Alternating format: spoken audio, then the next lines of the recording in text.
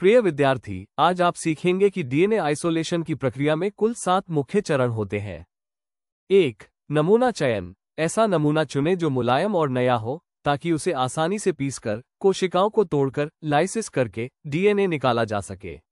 साथ ही, यह नमूना दूषित नहीं, कंटेमिनेशन फ्री होना चाहिए, ताकि प्रक्रिया में कोई व्यवधान न आए। 2. नमूने का होमोजेनाइजेशन। नमूने को होमोजेनाइज करते समय तापमान कम बनाए रखें और प्रक्रिया को धीरे धीरे और सावधानीपूर्वक करें ताकि डीएनए की संरचना क्षतिग्रस्त न हो। कोशिका विघटन, सेल लाइसिस। कोशिका विघटन डीएनए आइसोलेशन प्रक्रिया का सबसे महत्वपूर्ण चरण होता है। कोशिका और ऊतक के प्रकार के अनुसार विघटन की विधि बदलती है, जैसे रक्त, पौधे के नमूने, हृदय, यकृत या गुर्दे के नमूने के लिए अलग अलग तरीके अपनाए जाते हैं। कोशिका विघटन के बाद शेष 4 चरण सभी प्रकार के नमूने, कोशिका या ऊतक के लिए सामान्य होते हैं। 4. प्रोटीन अवक्षेपण, प्रोटीन प्रेसिपिटेशन। इस चरण में डीएनए से प्रोटीन को अलग किया जाता है। इसके लिए नमूने को क्लोरोफॉर्म और आइसोएमिल अल्कोहल 24:1 के अनुपात में के मिश्रण से उपचारित किया जाता है, जिससे सभी प्रोटीन अवक्षेपित होकर अलग हो जाते हैं। 5. डीएनए अवक्षेपण, डीएनए प्रेसिपिटेशन। डीएनए को पृथक करने के लिए ठंडा शुद्ध आइसोप्रोपानॉल, आइसोप्रोपेनॉल प्रयोग किया जाता है। इसे नमूने में मिलाने पर डीएनए बफर समाधान से अवक्षेपित होकर एक ठोस रूप में अलग हो जाता है। 6. डीएनए डीसॉल्टिंग और धुलाई, डीएनए डीसॉल्टिंग एंड वॉशिंग। डीएनए नमूने को शुद्ध करने के लिए 70% इथेनॉल का उपयोग किया जाता है। ये धुलाई नमूने से शेष नमक और अन्य अशुद्धियों को हटाने में मदद करती है। 7. डीएनए एल्यूशन और संग्रहण, डीएनए एल्यूशन स्टोरेज। डीएनए को डीसल्टिंग के बाद खुले में रखा जाता है ताकि शराब, अल्कोहल के अवशेष उड़ जाएं।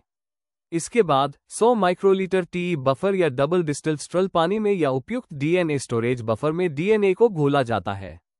इसे एक नए स्टरल ट्यूब में संग्रहित करके गहरे फ्रीजर में रखा जाता है। डीएनए आइसोलेशन बफर कॉम्पोजिशन घटक, कॉम्पोनेंट, मात्रा, कॉन्सेंट्रेशन, भूमिका, role. Tris HCl 10 millimolar, pH 8.0 pico henry स्थिरता बनाए रखना। Buffering, EDTA, ethylene diaminetetraacetic acid 1 to 5 millimolar magnesium ion को बांधना। डीएनएज एंजाइम को रोकना। Chelating agent, NaCl, sodium chloride 100 to 200 millimolar ionic शक्ति बनाए रखना। कोशिका टूटने में मदद। SDS, sodium dodecyl sulphate 0.5-1% with V, कोशिका झिल्ली और प्रोटीन को तोड़ना। डिटर्जेंट, प्रोटीनेज के, ऑप्शनल, -20-100 माइक्रोग्राम प्रति मिलीलीटर प्रोटीन पचाना। प्रोटीन डाइजेस्शन। प्रोटीन अवक्षेपण के लिए घोल, प्रोटीन प्रेसिपिटेशन सॉल्यूशन। घोल का नाम, क्लोरोफॉर्म, आइसोएमिल अल्कोहल 24:1। रूप, क्लोरोफॉर्म और आइसोएमिल अल्कोहल का मिश्रण, जहां 24 भाग क्लोरोफॉर्म और 1 भाग आइसोएमिल अल्कोहल होता है। भूमिका, यह मिश्रण प्रोटीन और अन्य अशुद्धियों को अवक्षेपित, प्रेसिपिटेट करके डीएनए से अलग करता है।